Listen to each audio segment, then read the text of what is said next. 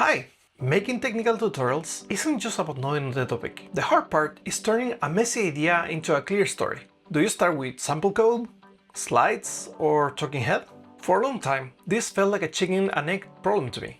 In this video, I'll share the 10-step process I used to go from a vague idea to a finished technical video, bringing code, slides, and screen recordings together to tell a single story.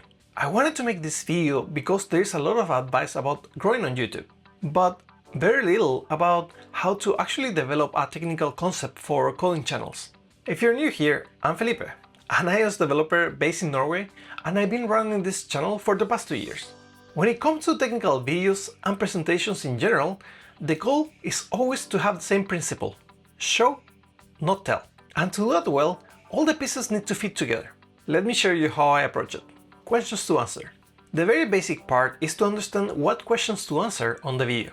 Whenever I make a video, I want to answer some key questions. What's my topic? Why people should care about it? How to break down the concept so it's understandable? How we'll effectively show the concept in practice? And in that, what are good examples of feature for this concept is useful for? Apple does this masterfully in its .wtc videos, so I wanted to create a similar feeling in my channel. Okay, the first step is to gather ideas. I use a Notion document to do that, and where in each row I define a video idea, and normally I just add like the initial topic, what's the video about, and then some like a small description of what I intend to do, and then if I have any interesting links I will add them to this document. The second step is to select an idea, and then for that I use this table too, where I use these properties that are numbers from 1 to 5, where I rate the effort, confidence and excitement on my video. Being 1 is the lowest and 5 is the highest. So in the case of effort, how much effort do I need to make this video? Confidence is all about how I think the video will be received by you guys, my audience. And then excitement is all about how excited I am personally about making the video. I combine these scores with this formula, and then basically gives me like a number where I can sort the video ideas that I've been prioritizing, and then helps me to see which one is like the highest effort reward one. So I choose an idea based on that. Once I select the idea, the next step in my process is to expand the concept and the analysis of the video. Before making the video itself, I will try to expand on more on that just a simple explanation that I had on the beginning.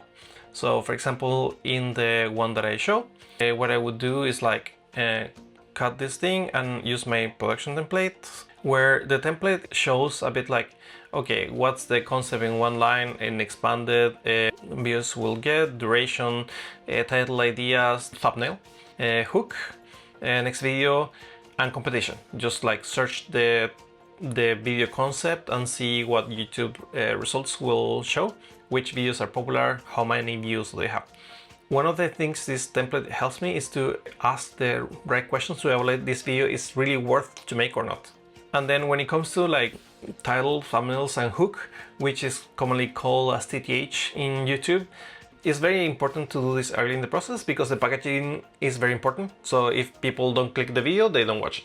So packaging is essential. So when it comes to thumbnail, I don't do much work, but I might have some ideas. For example, I just say like, okay, different parts of the related to the push notification workflow, APNS device server, trying to like throw some ideas in concepts, and then I will do some sketches. In this case, I have these ones. So I in the iPad with Procreate, where I do drawings on how I imagine this thumbnail would be, what's the structure of it. Besides this analysis of the video, I actually start working more on the video. So that means that I open Freeform, and then I would do something like this. I was doing research, and then I started looking on all the things that it comes to the APNS topic, all the flows, and just kind of dumping the brain and putting all the information that I know or that I need to start breaking down the topic. Does it fit in one video or multiple? And then, yeah. So this is how I start. And then I started like doing the connections between those ideas, which is also important. I did something similar for the SwiftLean video. So this is usually like one of the first steps when it comes to like making a video for me. At this stage, I'm also structuring a bit which sequence I will take to tell the story. So the expected outcomes of this part is to have like a clear idea of the thumbnail and the angle of the video, and basically what the video is about and what is gonna be in the video and what is not gonna be in the video.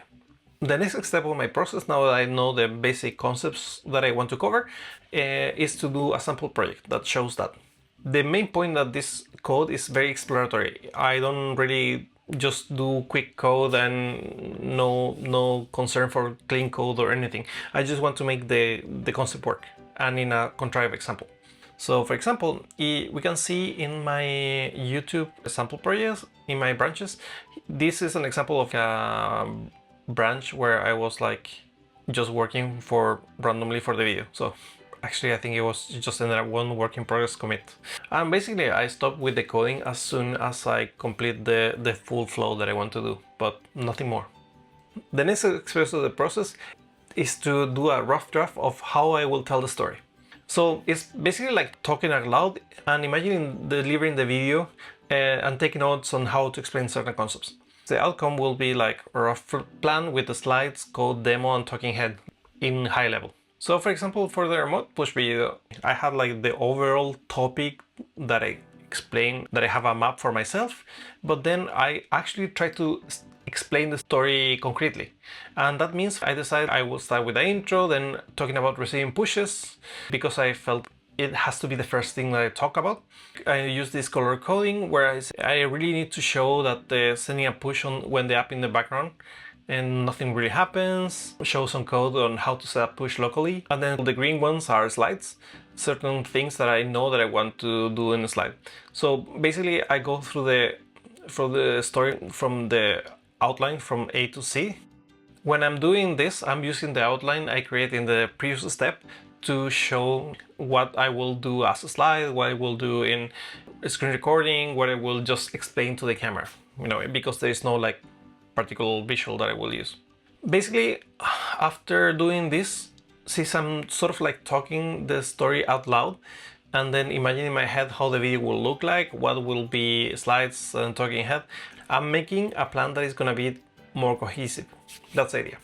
So now I have a very clear vision of the story and I started like breaking it down into different chunks and how I will show it. But then the next part is to actually build that content. And for that, I usually start a combination of the script and the slides. So for example, in the push video, I made a script. I usually tend to do things word for word because otherwise I ramble too much. And then also my pronunciation is not the best when I'm just talking randomly to the camera like now. And then yeah, I wrote the script and then I build the slides on the side. So I have an example here. Basically the slides that fulfill the exact plan that I did on here. And then as I'm building the slides, I started to see, okay, maybe I should explain this section a bit better or like change how I explain the section. So it's not just about I make a script, I make the slides, but I also do feedback between them and tweak them to improve the cohesiveness in between the two. And then when it comes to demos, what I do is I basically have a list of steps that I just do. To do my screen recordings, currently I'm using this software called Screen Studio, and that in a way has like some extra utilities over the default screen recording on the Mac. So you can check it out. And the link will be in the description down below. This step takes me like a fair amount of time because I'm sort of like pre-editing the video, making sure that everything is sort of connected and is planned enough. So by the end, I will have a refined script, slides, and code that I can use for the video. And usually when I publish the code, I do like a proper pull request so people can get the sample code. I think it is very important because one thing is just talking things in YouTube and watching to a video, but then when you actually sit down and take the sample code and experiment on your own, then you actually get the concepts that I was trying to teach. Okay, so everything then is ready, so the next step is to record. Normally I do this like, since I have a script, I use Elgato prompter to like read from the script, so then I make less mistakes and so on. And also when it comes to Keynote, what I do is to use this function where you export to movie, and then you can export, this is a custom resolution, so it's 4K, and then this will export the slides auto playing as a video file. So then I will combine them in Final Cut Pro. So yeah, now that I have my raw footage, I use like a folder structure like this, and then the first step is to work with Gling. So when I do my recording of the video itself like this, the talking head part, there will be a lot of mistakes. Even though I have a prompter, I will repeat the same line 3-4 times, maybe more, because I stumble, and then I need to cut all those bad takes and also like sort of tidying the story. And I do that using Gling, which is like a software where you drop the file, and then, for example, here, start like, these are all the preparations, and then when I actually like, if you're new here, welcome, and well, cleaning a lot of this stuff. So at the end, I get like a file that is very like clean and better to handle.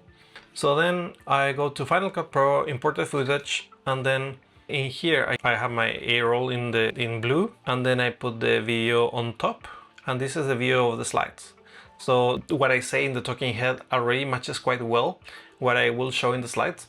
Then I use markers to match the actual duration of the timing of the video.